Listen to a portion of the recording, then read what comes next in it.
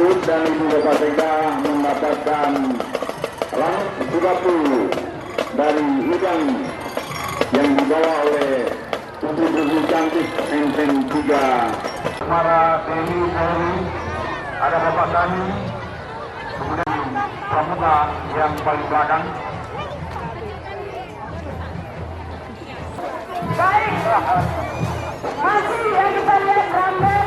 Paling depan, adik-adik yang memakai baju adat yang luar biasa, sangat cantik kelihatannya. Dalam rangka Hari ini panen. Ya, kita lihat. Panen rambut, Bu.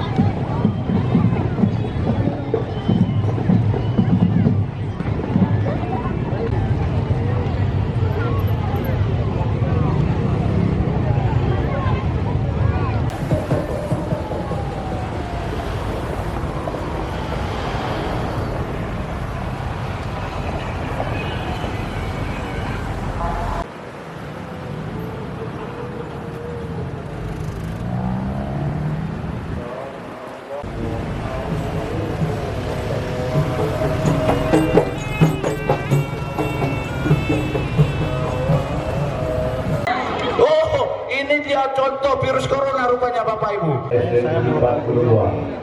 Baik, Pak. Kawasan pawai budaya dan kapal Girias.